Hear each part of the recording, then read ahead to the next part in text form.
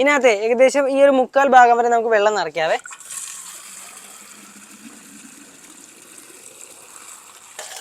ഇച്ചിരി കൂടിപ്പോയി, കുറച്ച് കമത്തിയേക്കാം. ഇത്രയും മതി. ഇനിയിപ്പോൾ നമുക്ക് നമ്മുടെ സ്വന്തം ഗ്രീൻ ഹൗസ് ക്ലീൻ ലിക്വിഡ് ഒഴിക്കാവേ. ഏകദേശം ഒരു 2-3 അടപ്പിൻ്റെ അത്ര ഒഴിച്ചാൽ മതി. അത് തന്നെ നല്ല രീതിയിൽ വർക്ക് ചെയ്തോളും. ആക്ച്വലി ഇത് നമ്മൾ ടെസ്റ്റ് ചെയ്തിട്ടുണ്ടായിരുന്നു. നമ്മുടെ നാട്ടിൽ ഇങ്ങനെ ഒരു ലിക്വിഡ് ഇറക്കുമ്പോഴത്തേക്കും അങ്ങനെ ടെസ്റ്റ് ഒന്നും ചെയ്യണമെന്നൊന്നുമില്ല. പക്ഷേ നമ്മൾ ടെസ്റ്റ് ചെയ്തിട്ടുണ്ടായിരുന്നു നമ്മുടെ എത്തിക്സിൻ്റെ ഭാഗമായിട്ട്. കറക്റ്റ് ഒരു pH വന്നേക്കുന്നത് വെച്ച് കഴിഞ്ഞാൽ ഒരു സ്ട്രോങ് സോപ്പ് എന്നൊരു കൺസെപ്റ്റിൽ തന്നെയാണ് 8 ആണ് വന്നേക്കുന്ന വാല്യൂ. നമുക്ക് വേണമെന്നുണ്ടെങ്കിൽ അത് ഇനിയും കുറച്ചൊരു ന്യൂട്രലിൻ്റെ ആ ഒരു അളവിലേക്ക് കൊണ്ടുപോകാൻ പറ്റും. പക്ഷേ എന്നാലും ആ ഒരു അളവിലോട്ട് കൊണ്ടുപോയിട്ട് ഇതിൻ്റെ പവർ കുറയ്ക്കണമെന്നില്ല. കാരണം നമ്മുടെ ഡീപ്പ് ക്ലീനിങ് ആക്ടിവിറ്റിക്ക് ഒരു ഡീപ്പ് ക്ലീൻ ലിക്വിഡ് തന്നെയാണ് ആവശ്യമുള്ളത്. അപ്പോൾ നമ്മൾ അടച്ചു വെക്കുന്നു. ഫുള്ള് നല്ല എയർ ടൈറ്റ് ആക്കി വെച്ചിട്ട് നൈസായിട്ട് പമ്പ് ചെയ്ത് കൊടുക്കാവേ. അത്യാവശ്യം നല്ല ടൈറ്റായി തുടങ്ങിയിട്ടുണ്ടേ. ഓക്കെ, മാക്സിമം ആയി. ഇനിയിപ്പോൾ അതെ ഈ ഒരു ബട്ടൺ പ്രസ് ചെയ്ത് കഴിഞ്ഞാൽ പത വരും. ഈ ഒരു ജീൻസാണ് നമ്മളിപ്പോൾ കഴുകാൻ പോണതേ. ഫുള്ളൊന്ന് ഫോം അടിച്ചിട്ടേക്കാം. അങ്ങനെ എല്ലാ സൈഡും ഒന്ന് ഫോം അടിച്ച് സെറ്റാക്കിയിട്ടേക്കാം. ഇത് ആക്ച്വലി നിങ്ങളുടെ ആർക്കെങ്കിലും ഇങ്ങനെ കഴിയണമെന്ന് പറയുമല്ലോ കേട്ടോ. ഞാൻ ഇങ്ങനെ ഒന്ന് ട്രൈ ചെയ്ത് നോക്കുവാണ്.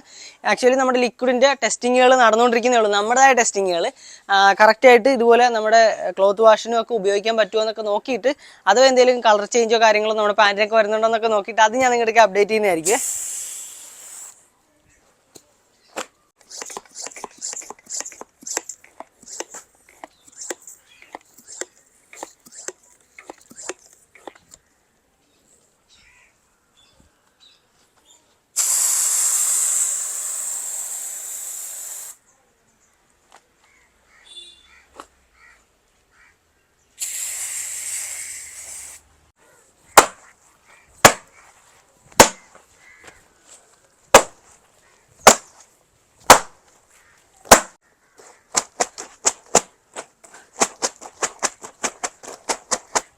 എൻ്റെയൊക്കെ ടീനേജ് ടൈമിൽ ഒന്ന് സെൽഫ് സഫിഷ്യൻ്റ് ആവണം, വീട്ടുകാരെ ആശ്രയിക്കാണ്ട് ഫുള്ളി ഒന്ന് സെൽഫ് സഫിഷ്യൻ്റ് ആവണം എന്നൊക്കെ തോന്നിയ സമയത്ത് വന്നൊരു റെവല്യൂഷണറി തോട്ടൊക്കെ എന്താണെന്ന് വെച്ച് കഴിഞ്ഞാൽ, നമ്മളിടുന്ന ഡ്രസ്സ് അമ്മയുടെ ഹെൽപ്പൊന്നും ഇല്ലാണ്ട് സ്വന്തമായിട്ട് കഴുകണം.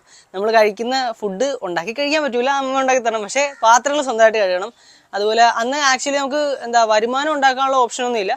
അപ്പോൾ ഇതുപോലുള്ള കാര്യങ്ങളൊക്കെ സ്വന്തമായിട്ട് ചെയ്ത് കഴിഞ്ഞാൽ നമ്മൾ കുറേയൊക്കെ ഒരു സെൽഫ് സഫിഷ്യൻ്റ് ആയി എന്നൊരു കൺസെപ്റ്റായിരുന്നു.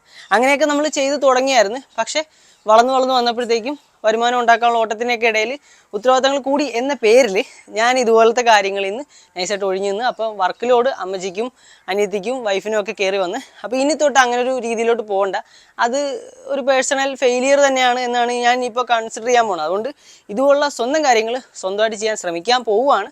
അപ്പം ഇത് കണ്ടിട്ട് ആർക്കെങ്കിലും ഒരാൾക്കെങ്കിലും സ്വന്തമായിട്ട് സ്വന്തം കാര്യങ്ങൾ ചെയ്യാൻ തോന്നുന്നുണ്ടെങ്കിൽ അത് തന്നെയാണ് നമ്മുടെ വിജയം.